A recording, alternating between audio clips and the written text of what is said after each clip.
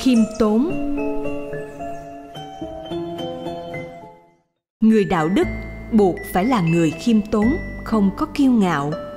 Khiêm tốn nghĩa là nghĩ rằng mình vẫn còn kém dở. Kiêu ngạo nghĩa là nghĩ rằng mình đã tài giỏi. Từ cái suy nghĩ cho rằng mình vẫn còn kém dở của một người khiêm tốn, một cái tình cảm tốt đẹp sẽ xuất hiện. Đó là lòng tôn trọng mọi người. Ngược lại, người kiêu ngạo cho rằng mình đã tài giỏi sẽ xuất hiện một tình cảm tiêu cực, đó là khinh thường nhiều người chung quanh.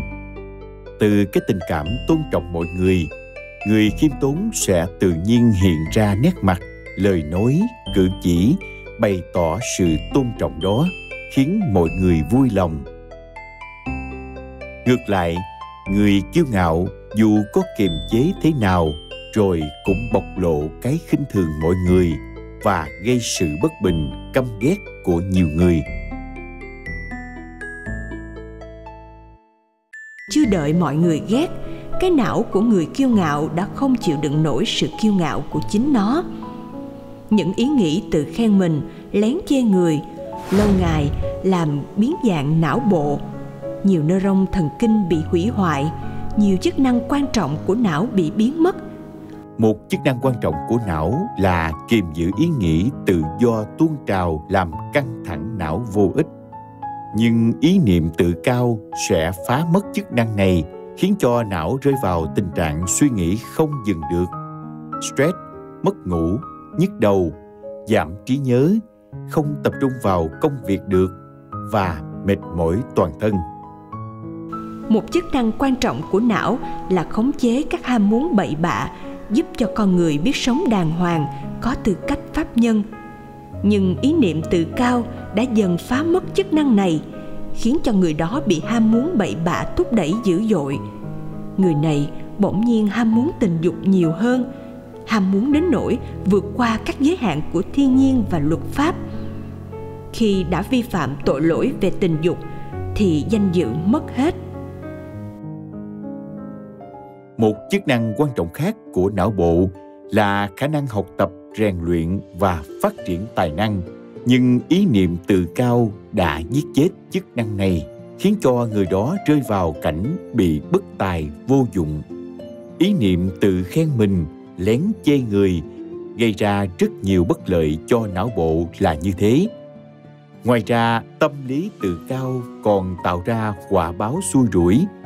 Người tự cao hay bị rơi vào tình thế bất hạnh, thất bại, có cố gắng gì rồi việc cũng hỏng.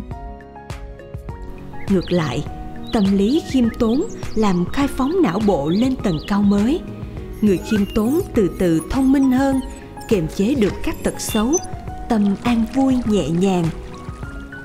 Người khiêm tốn dễ được hoàn cảnh thuận lợi do luật nhân quả đem đến. Người khiêm tốn cũng dễ thủ đắc gương mặt duyên dáng khả ái.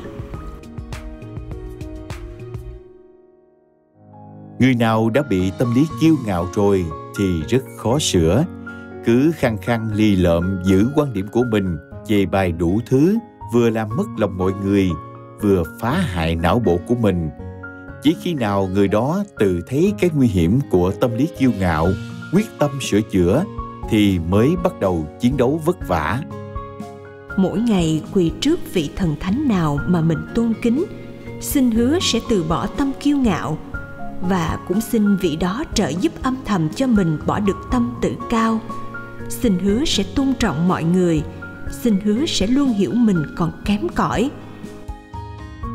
Ngày nào cũng quỳ xin như vậy. Vậy mà khi tiếp xúc với mọi người, quên một chút là tâm kiêu ngạo trỗi dậy liền, khó lắm. Chuyển từ tâm kiêu ngạo sang tâm khiêm tốn là cực kỳ vất vả, nhưng phải thay đổi nếu ta không muốn mình rơi vào địa ngục. Chuyển được rồi, khiêm tốn được rồi, thấy mình dở kém rồi, thì phần thưởng đầu tiên là tâm ta thanh thản hơn trước rất nhiều, rồi nhiều điều tốt đẹp sẽ đến dần dần mãi.